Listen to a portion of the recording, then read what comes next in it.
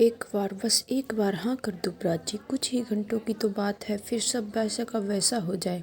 मैं वादा करती हूँ कि यह सब करने से तुम्हें कोई मानसिक या शारीरिक क्षति नहीं पहुँचेगी। शुभ की बात है प्राची के कानों तक तो पहुँच रही थी, परंतु शायद दिल तक नहीं पहुँच पा रही थी। वह अपने दिल से लगाना ही नहीं चाह रही थी, क्योंकि उसे लग रहा था कि उसमें इतनी हिम्मत नहीं है कि वह अपनी ज़िंदगी का नाटक इतना अहम किरदार निभा सके। नहीं शुभ, यह सब मुझसे नहीं होगा। सॉरी, मैं तुम्हें निराश नहीं करना चाहती थी, परंतु मैं मजबूर हूँ। एक बार, बस एक बार जरा दिव्य की हालत के बारे में तो सोचो। तुम्हारा यह कदम उसके थोड़े बचे जीवन में कुछ खुशियाँ ले आएगा। प्राची ने शुभ की बात तो अनसुनी कर दी। अनसुनी करने का दिखावा तो किया, पर उस पर मन दिव्य के बारे में ही सोच रहा था। उसने सोचा, रात में दिव्य की हालत में ही तो सोचती रहती हूँ, भला उसको मैं कैसे भूल सकती हूँ। पर यह सब मुझसे नहीं होगा। मैं अपनी भावनाओं से अब और खिलवाड़ नहीं कर सकती। प्राची को चुपचाप देखकर शुभ निराश मन से वहाँ से चली गई और प्राची फिर से यादों की गहरी धुंध में खो गई। वह दिव्य से पहली बार एक मॉल में मिली थी, जब वे दोनों एक लिफ्ट में अकेले थे और लिफ्ट अटक गई थी। प्राची को छोटी व बंद जगहों में फंसने से घबराहट होने की प्रॉब्लम थी और वह लिफ्ट के रुकते ही जोरदार से चीखने लगी। जब दिव्य उस जगह यह हालत देखकर घबरा गया था और उसे संभालने में लग गया था। खैर, लिफ्ट ने तो कुछ देर बाद काम करना शुरू कर दिया था, परंतु इस घटना से दिव्य और प्राची के प्यार को बंधन में बांध दिया था। इस मुलाकात के बाद बातचीत और मिलने जुलने का सिलसिला चल निकला और कुछ ही दिनों बाद जीने मरने की कसम खाने लगे। प्राची अक्सर दिव्य के घर भी आती जाती रहती थी और दिव्य के माता पिता और उसकी बहन शुभ से भी उसकी अच्छी पड़ती थी। इसी बीच मौका पाकर एक दिन दिव्य ने अपने मन की बात सबको कह दी। मैं प्राची के साथ शादी करना चाहता हूँ। किसी ने भी दिव्य की इस बात का विरोध नहीं किया था। सब कुछ अच्छा चल रहा था कि एक दिन अचानक उनकी खुशियों को ग्रहण लग गया। माँ, आज भी मेरे पेट में भयंकर दर्द हो रहा है, लगता है डॉक्टर के पास जाना ही पड़ेगा, कहा और वह डॉक्टर के पास जाने के लिए निकला।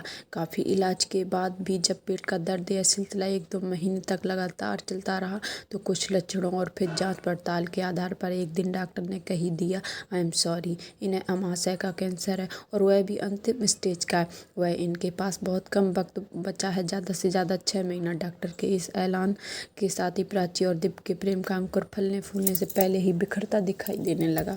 आंसुओं की अविरल धारा और खामोशी, जब भी दोनों मिलते तो यही मंजर होता। सब खत्म हो गया प्राची, तुम्हें मुझसे मिलने नहीं आना चाहिए, एक दिन दिव्य ने प्राची को कह दिया। नहीं दिव्य, यदि वह आना चाहती है तो उसे आने दो, शुभ ने तो उसे टोकते हुए कहा। जितना जी लो, वरना जीते जी मर जाओगे तुम। मैं चाहती हूँ सब करो तुम जो करना चाहते हो। ऐसा करने से तुम्हें हर पल मौत का डर नहीं सताएगा। हो सके तो इस दुख की घड़ी में भी तुम स्वयं को इतना खुशमिजाज और व्यस्त कर लो कि मौत भी तुम तक आने से पहले एक बार धोखा खा जाए।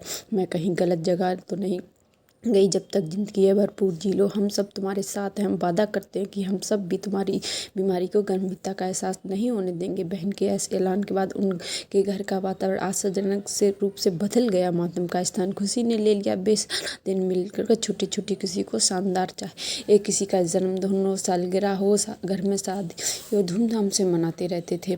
एक दिन शुभ ने अपनी माँ से कहा, माँ, आपकी इच्छा थी कि दिव्य की शादी धूमधाम से करें। दिव्य आपका इकलौता बेटा है, मुझे लगता है कि आपको अपनी यह इच्छा पूरी करनी चाहिए। माँ उसे बीच में ही रोकते हुए बोली, देख शुभ, बाकी सब तो तू कर रही हो ठीक है, पर शादी नहीं। ऐसी अवस्था में दिव्य की शादी करना असंभव तो है ही, अनुचित भी है। फिर भी ऐसी अवस्था में कौन करेगा उससे शादी? दिव्य भी ऐसा नहीं करना चाहेगा। फिर धूमधाम से शादी करने के लिए पैसों की भी ज़रूरत होगी। कहाँ से आएंगे इतने पैसे? सारा पैसा तो दिव्य के इलाज में ही खर्च हो गया।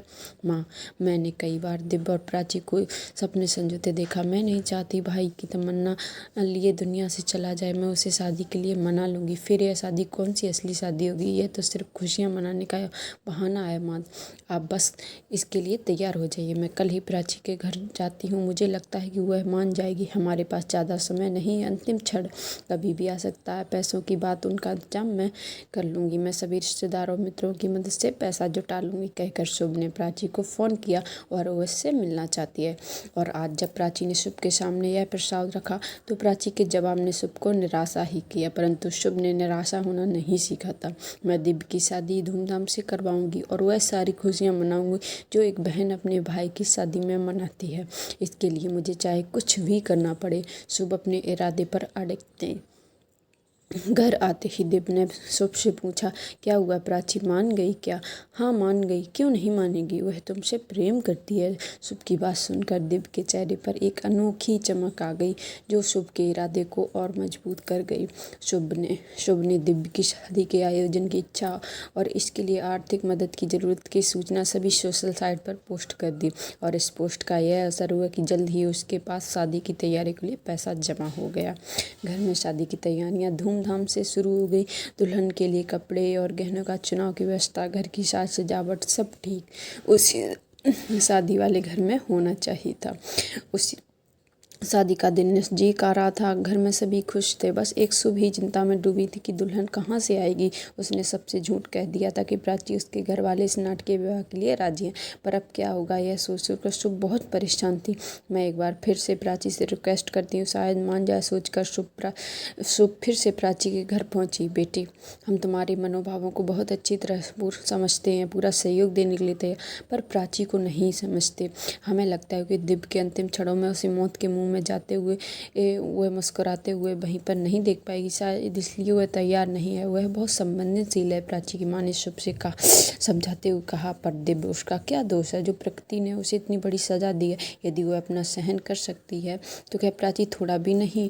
शुभ विफर नहीं, तुम गलत सोच रही। प्राची का दर्द भी दिव्य से कम नहीं है, वह भी बहुत सहन कर रही है। दिव्य तो यह संसार छोड़कर चला जाएगा और उसके साथ साथ उसके दुख भी, परंतु प्राची को इस दुख के साथ सारी उम्र जीना है। उसकी हालत दिव्य से भी ज़्यादा दयनीय है। ऐसी स्थिति में उस पर ज़्यादा दबाव नहीं डाल सकते। फिर हमें समाज का भी ख्याल रखना है। शादी और उसके तुरंत बाद ही दिव्य की मृत्यु, वैद्य की छाप भी तो लग जाएगी। प्राची पर किसके साथ को समझाएंगे? यह नाटक था, यह इतना आसान नहीं है जितना तुम समझ रही हो। प्राची की माँ ने शुभ को समझाने की कोशिश की। उस दिन पहली बार शुभ को दिव्य से भी ज़्यादा प्राची पर तरस आया, लेकिन वह उसकी समस्या का समाधान नहीं था।